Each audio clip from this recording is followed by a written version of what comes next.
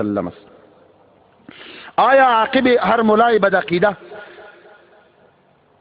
و بد عمل نماز خواندن و او را امام گرفتن چطور است؟ فتاوای دارالعلوم دیوبند همین مسئله را داره. ما همیشه میگیم که من عقل دارم.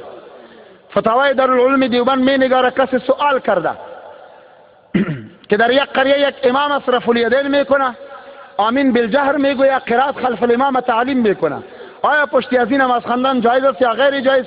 او در جواب میگوید اگرچه این مسائل در دین در بعض احادیث آمده است، آمین بالجهر و قرائت و رفع الیدین، مگر امروز علامه آنانی هستند که توهین ائمه دین را میکنه.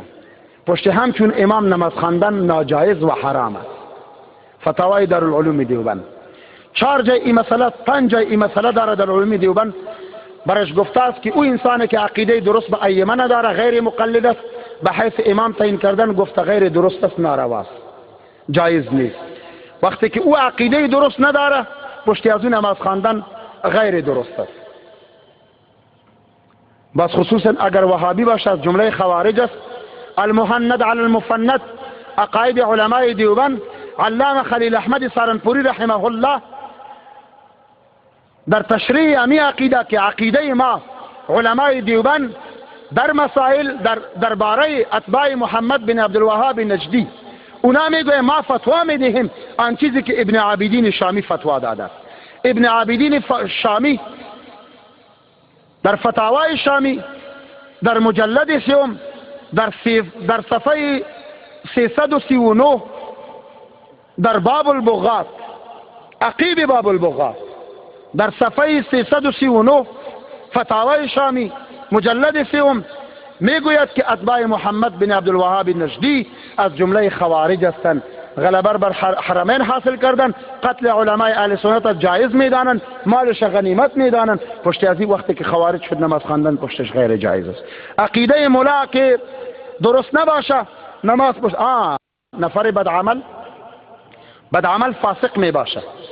پشت فاسق اگر یک نماز کیف متفقه برابر شد، یک نماز صلو خلف کل بر و فاجر، با می استناد یک نماز خوانده میتانی، مگر به حیث امام فاسق را گرفتن کار نامطلوب و نارواست، این باید نشود. بوسیدن دست و پا جایز است یعنی در حدیث رسول الله ثابت است. حدیث مشکات است. 2 تن از صحابه رسول الله از غزوه آمد، در حالت ترس هستند که پیامبر غصه نکنه. وقتی که رسول الله را دیدن میگوید یا رسول الله نحن الفرارون، ما از جمله آنانی هستیم که فرار از غزوه کردیم. پیامبر برش گفت لا بل انتم کرارون، بلکه شما از جمله آنانی هستیم که بار بار به جهاد میروند دست و پای پیامبر را بوسه میکنند علیه الصلاه و السلام. این کار ناروا نبوده.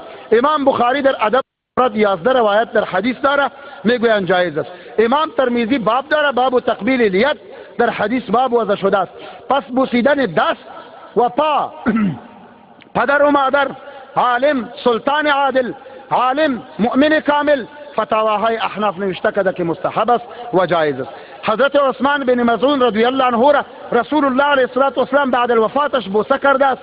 ابو بکر صدیق رسول الله علیه الصلاه و السلام را بعد از رحلتش بوسه داده است. رسول الله پسر خود را حضرت ابراهیم را بوسه داده است. بوسه غیر ناروا نیست، این بوسه تکریم است. روح المعانی در سوره یوسف تحقیق عجیب داره. حضرت یوسف که پدر و مادرش میره و برادرانش او خواب دیده بود که آفتاب و مهتاب و ستارگان را دیدم که بر من سجده میکنم. تعبیر خوابش امی بود که آنها سجده تعظیم کردن. روح المعانی اینا تعظیم در دین اونها بودن که در بدل از در دین ما تعظیم بوسیدن دست قرار یافته است.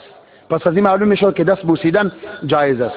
دوستان عزیز، عقاید خود را از علمای حق اهل سنت و الجماعت اکتساب بکنید. اگر در عقیده ما خلل واقع شود در آخر